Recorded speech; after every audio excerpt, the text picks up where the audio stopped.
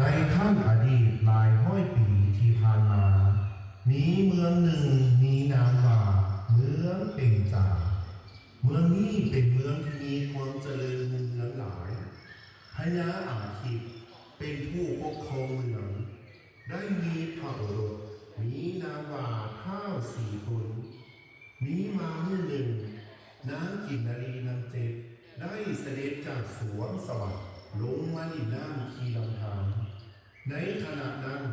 ได้มีนายพรานผู้หนึ่งเข้าป่าเพื่อหาสัตว์ป่าและได้พบนางมโนราและพี่น้องกินนารีทั้งเจ็ดซึ่งนางมโนราเป็นบุตรของพญาหลวงผู้ปกครองเมืองไก่ลาทีโทเงินนายพรานก็คิดอยากได้นางมโนรากลับไปนำจึงได้วางบ่วงไว้แคมหนองน้ำหนึ่งนางมโนราและพี่น้องกินนารีทั้งเจ็ดก็ไปเยี่ยมบ่วงของนายพรานจึงได้พานางมโนราไปถวายให้แก่ท้าวสีตนท้าวสีตนได้เห็นนางมโนรามีความงดงามเหมือนดังเทพธิดาทั้งสวงสวรรค์ท้าวสีตนจึงได้จัดพิธีแต่งดอกกับนางมโนราเพื่อที่จะครองหักกัน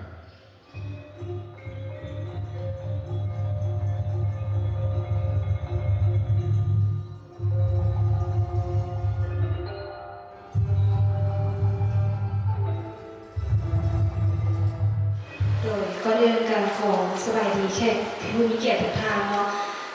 ทั้งผู้ให้การสนับสนุนและทางภาครัฐแล้วก็ทางเซเลบริตี้มิสเตอร์แล้วก็นางงามต่างๆใน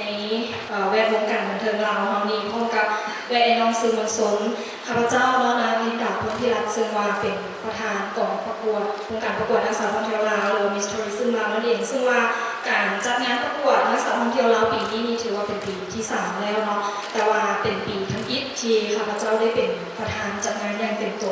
และก็เป็นปีทั้งอิฐที่ว่าจัดอยู่ที่นครหลวงเวียงจันทร์ซึ่งว่าเป็น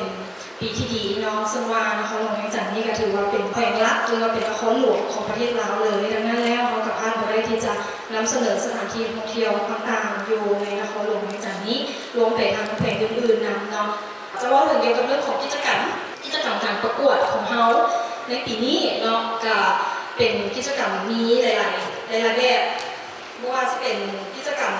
จากการจัดผู้สนับสนุนเนาะอันนี้ก็เป็นกิจกรรมหนึ่งที่ว่าเขาจะให้เป็นหลักอยู่ในโครงการของเขานอกจากนี้แล้วก็จะมีกิจกรรมท่องเที่ยวแบบผจญภัยปีนี้มันถือว่าพิเศษเขาได้ทำการสนับสนุนจากแดนสวรรค์น้ำเมืองรีสอร์ทเราเพิ่นก็ได้มาทำงานนำด้วยกันแล้วเพิ่นก็ได้มีการให้การสนับสนุนที่พักพร้อมกับบรรยากาศที่เป็นธรรมชาติเดี๋ยวเขาจะขึ้นจอบรรยากาศให้เบิ่งอันนี้คือกิจกรรมเก็บตัวของนางสาวในปีนี้จะได้ไป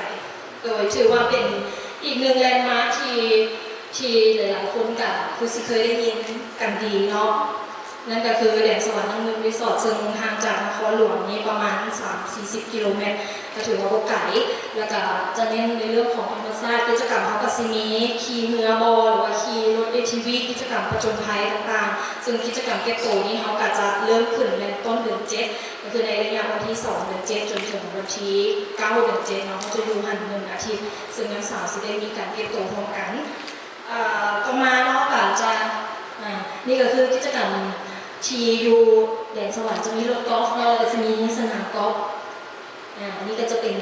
นักสาวในเขาจะได้ร่วมกิจกรรมต่างๆอยู่ที่สถานที่นี้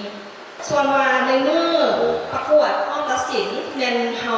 กำหนดการอยู่ที่วันที่26เดือนกรกฎาคมปี2025อยู่ที่นครหลวงเวียงจันทร์นี้ส่วนว่าสถานที่จะเป็นบนใดจะแจ้งให้ทราบอีกเทื่อนึงและก็ตอนนี้เราโครงการประกวดของเฮาก็ถือว่าต้องขอขอบใจอย่างสุดซึ้งเลยเพราะว่าย้ำใดที่ว่าเฮาขอความช่วยเหลือเพิ่นจะช่วยตลอดเลยนั่นก็คือผู้สนับสนุนหลักของเฮาก็คือบริษัทเบียร์ลาวขอเสียงตบมือให้บริษัทเบียร์ลาว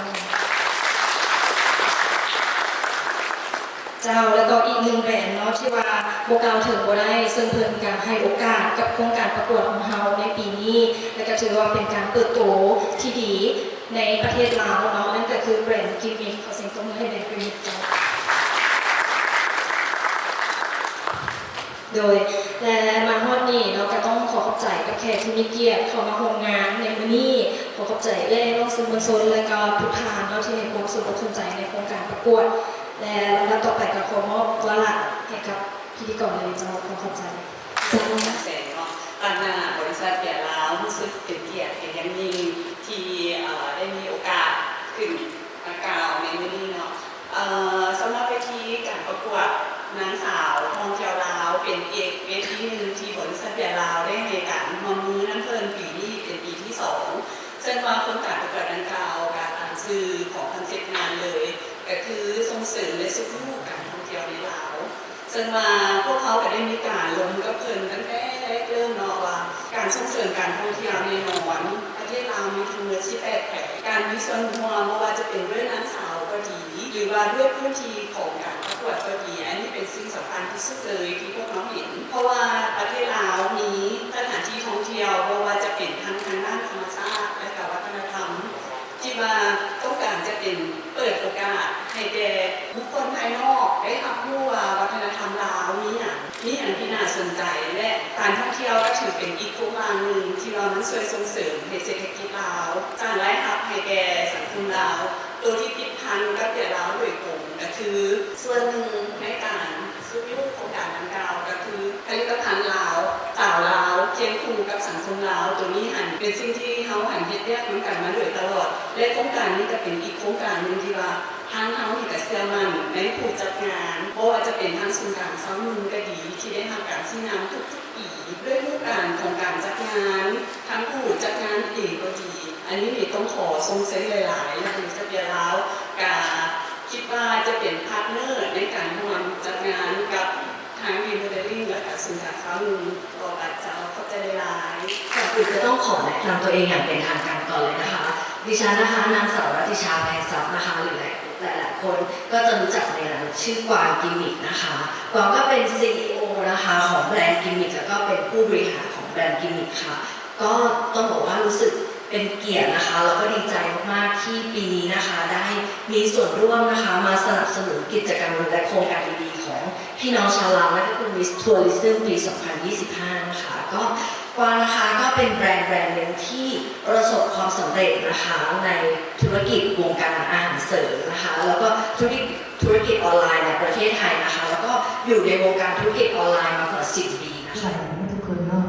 ข้าพเจ้ามีสุราเป็นสังหารเป็นเจ้าของอมรินทร์เมลาวซึ่งข้าพเจ้าก็ดีใจหลาย แล้วก็ได้เป็นผู้ที่ออกเฮ็ดใส่สะพายให้นักสาวฉะนั้นใส่สะพายนี่เฮ็ดก็ได้เป็นงานปานีตของมีลาวเขานี่แหละเป็นวัฒนธรรมของลาวเฮาเวิร์ดได้ใส่ผ้าไหมเนาะเพราะเขาเฮ็ดเป็นผ้าไหมซึ่งการที่เขามามองวันนี้ทุกคนก็รู้หมดแล้วว่า